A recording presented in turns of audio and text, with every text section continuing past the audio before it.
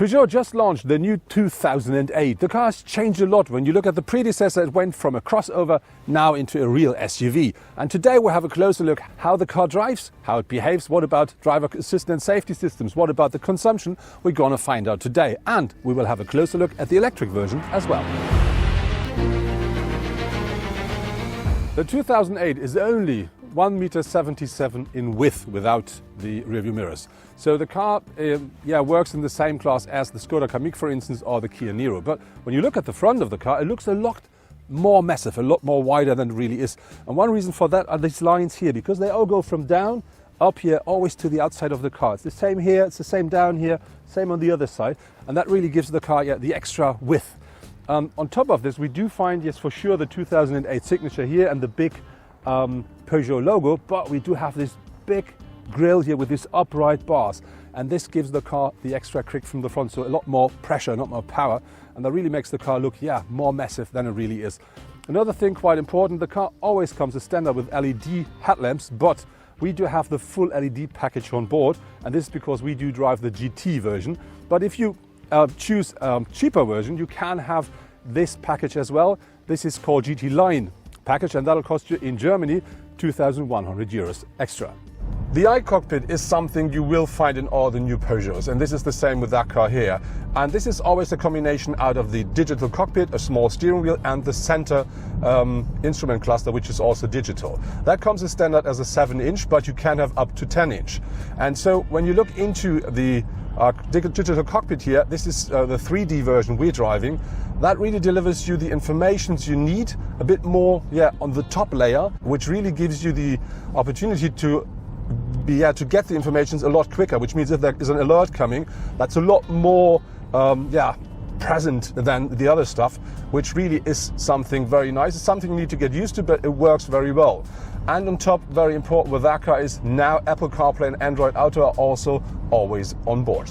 Of course, the new 2008 is featuring the typical new Peugeot Light signature, which not only means these 3 bars here, it also means this saber tooth design down here. This is typical for the new Peugeots, and this is how you can really instantly recognize in your rearview mirror that you're followed by a new Peugeot. The 2008 comes quite nice equipped when we talk about the driver assistance and safety systems as standard. So for instance, you do find lane departure assist, you do find a front collision warning, you do find a speed limiter and a cruise control. But of course you can have a lot more. So you can have, if you want, a rear view camera, you can have an adaptive cruise control, you can have a real lane assist which keeps the car on the center of the road, and many more. So if you want, you don't have to miss anything regarding to this inside of the 2008. Regarding to the compartments in the car, you do find quite nice compartments in the doors at the driver and co-driver door, which also fits bigger bottles. On top of this, you do have at the center console in the lower part an open, quite nice compartment, and in the upper part you do find something which you can close, which means you can just hide things nobody should see when somebody looks into the car from the outside. On top of this, you do have 2 cup holders in the center console and a small compartment beneath the armrest. Another thing which is, I think, quite important, you do find 2 USB sockets in the car, and one of those is the new one, the USB-C, and the other one is the USB-A, which means now you don't need an adapter if you want to charge your phone. The 2008 has grown a lot in length because the new version now is 14 centimeters longer than its predecessor. That means we're talking about 4.30 meters now. And the wheelbase has grown by 6 centimeters as well. But when we look at our car from the side, the first thing that catches your eyes, yes, these are 18-inch alloys. They are standard with the GT version, but if you buy the standard car, you will only find 16-inch. To make the car look a bit more like an SUV, you do of course find these wheel arch claddings here and the claddings on the side of the car to give the car a bit more robust look. When you look at the roof, we do have this black glossy roof mounted. This is standard with the GT version. If you don't buy that one, you may have to pay extra. When you look at the rest of the side of the car, what I really like is this shape here, because this really gives you the extra kick to the rear axle and gives the whole car a push to the forward, so it makes the car looking a bit more dynamic. And what I really like is this one here, because this line really ends at these 3-dimensional taillights, a detail which I really do like. The seats of the 2008, they are really comfortable and, very important, they deliver loads of support, a lot more than I expected from an SUV. Sitting inside of the car, it's always something you have to get used to because you do have this so-called iCockpit, which means you do have a quite small steering wheel and you do not look into the cockpit through the steering wheel, you look over the steering wheel, which really is something, yeah, it works, but it's fresh and new, let's say it that way. But for me, as a tall person, I have to say the steering wheel really cuts off a piece of the lower part of the cockpit. But that's not a big issue. It's just something you really do not expect or something you need to get used to.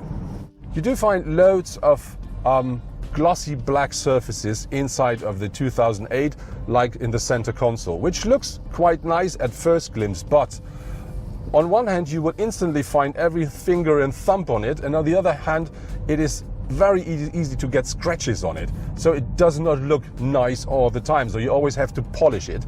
And so you do find this in quite a lot of the modern cars, but it is for me not reason enough to really like it. With 1.53 meters in height, the car is now about 2 centimeters lower than its predecessor, which gives an extra bit of dynamic. But when we look at the rear of the car, what I really like, as said on the side, is these three-dimensional taillights, of course with this 3 claws here, typical Peugeot, by the way, as standard with LED technology. Between the two of them you have this glossy black part here. Yeah, I think it's something we really have to look at. Very nice that we do not find the triangle shape on the side, front and rear. We also find it at the back of the car. And then you do find the Peugeot signature here, the logo of Peugeot down here. But I think at the rear, something that really catches your eyes is this, I think, quite massive bumper with its 2 exhaust in there. My first test drive with the 2008 was in the 155 horsepower petrol version, and that car comes with an 8-speed automatic as standard. And I have to say, yes, the engine and the gearbox, that really works well, so you can drive the car quite sporty, so loads of fun. But when you really do a kickdown, the car needs a second or two before it really accelerates, but then it's really great fun. And when you switch the car into sports mode, of course the car not only gets a bit more stiffer, more crisp, also the sound of the car changes, and then you find a noise which really reminds you a bit of a smaller, quite aggressive sports car, something I do really like.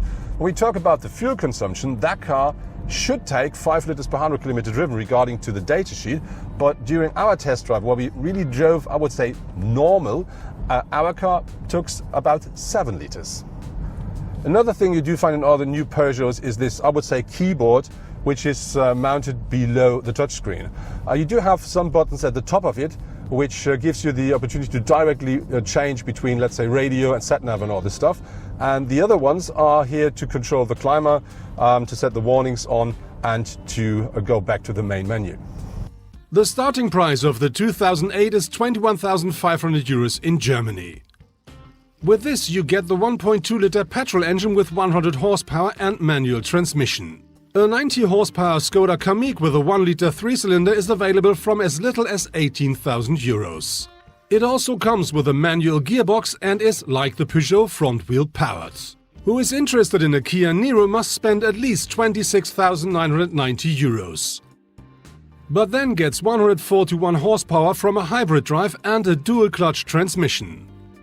I didn't drive the diesel, the 130 horsepower version of the 2008, but I talked to some of my colleagues and they told me they drove the car and they said the car should take 3.8 liters per 100 kilometers driven, but during their test drive, while normal driving, they used about 6 liters. When the 2008 will hit the market, there will be only 3 different engines available in principle, because we will have a 1.2-liter petrol engine, and that offers either 102, 131 or 155 horsepower. Very important here is to know the smallest one always comes with a 6-speed manual gearbox. The middle one you can choose between the manual and an 8-speed automatic gearbox, and the bigger one always comes as standard with the 8-speed automatic gearbox. On top of this you do find a 1.5-liter diesel engine which always comes with an 8-speed automatic, and for sure you do find the electric version as well. This then offers 100 kilowatts or 136 horsepower. The 2008 is made as an SUV, which means we do find quite a high shoulder line, and which this means we do find quite small windows. But nevertheless, this car is an SUV. It doesn't really feel like an SUV because when you sit in the car, you really sit quite deep in the car. And on the other hand, even though we're talking about this high shoulder and the small windows, you really have a quite nice surround view.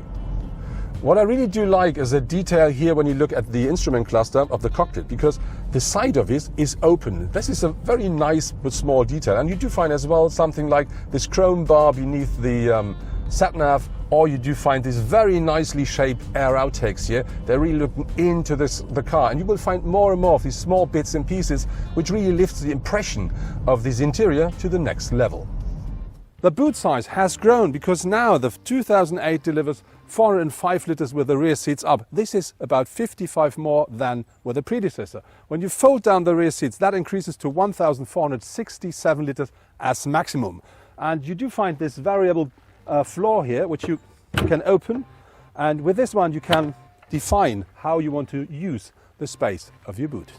The 2008 really drives very nice. The steering is quite precise and the suspension is very good. And what I really do like with the car, it's very quiet inside of the car, which means you do normally not hear anything. Of course, it's an electric engine, so no noise there, but the rest of the car is also very quiet. The only thing you hear at the moment are the tires, because the road is not perfect. But if you drive on a quite nice surface, you will not even hear the tires as well. Another thing which I really do like is the battery is in the underfloor of the car, which means you do find exactly the same amount of space inside of the car as well as in the boot, if you compare that to the petrol or the diesel version. So it's, with all of the cars, it's exactly the same amount of space. With its 405 to 1,467 liters of boot capacity, the Peugeot is well equipped. The Skoda Kamiq offers 400 liters with the rear seats up and a maximum of 1,395 liters of luggage capacity with the rear seats fold down. With 436 to 1,435 liters, the Kia has a little more to offer, but also can't win regarding to the maximum load volume. The electric 2008 is powered by a 100 kilowatt or 136 horsepower electric engine, and that delivers me 260 newton meters of maximum torque, but from rev 0 onwards, which means you can drive the car quite dynamic if you want, and that really delivers loads of fun then. With its 50 kilowatt hour battery on board and consumption of 17.8 kilowatt hours per 100 kilometer driven, regarding to the data sheet, the car should have a range of 320 kilometers as maximum with a fully charged battery. During our test drive, we came close to the amount of under 18 kilowatt hours per 100 kilometer driven. But what was interesting was when we started with our car, it showed us with a fully loaded battery a maximum range of 240 kilometers. So I would say if you drive the car day to day and you drive it maybe in bad weather conditions, or you may drive it a bit more dynamic, you should better expect instead of 320 about 250 kilometers of maximum range with a fully charged battery. You instantly recognize that you look at an electric version of the 2008 when you look at the front, because the grille, these parts here, they come in the same color as the rest of the car, and on top of this, the Lion comes in two colors. The materials and the craftsmanship of the 2008 are quite nice. So you do find soft touch here at the upper parts. You do find, of course, some plastic down here. But on top of this, you do have this part here, which is at the dashboard. It looks a bit like carbon fiber, and that gives the car quite a fresh look. You find very nice stitching. And with the stitching color, you can exactly see what kind of car you're driving. With our electric now, this is green, and I think this really matches the idea of an electric car quite well. The space the car offers is really nice. As you can see, I sit quite upright and I do still have some head space left. I have enough elbow room, and so even for a tall person, this car is really nice and comfortable.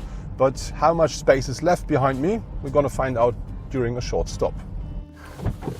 So, this is the short stop as promised. I didn't change my seating position. Now let's see if I can climb in behind me. It looks tight. Oops. But good news is I do fit in. Another good news, I do have enough headspace.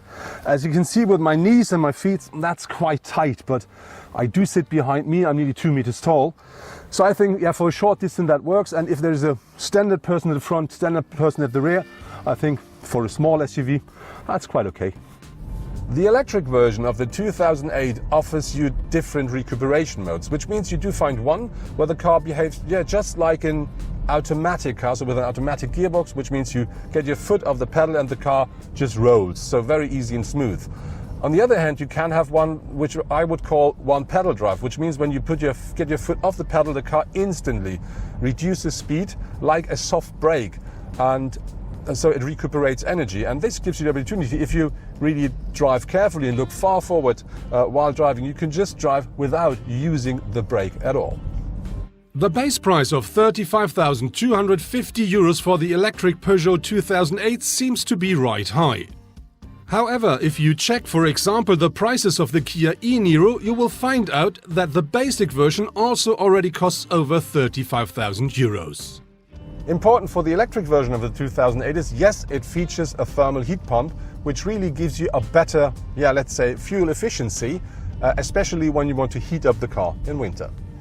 That was my test drive in the new Peugeot 2008, and when you look at the exterior, I really do like it a lot because that's very modern and fresh, and especially when you look at the predecessor, that car really has grown, so it looks like an adult now.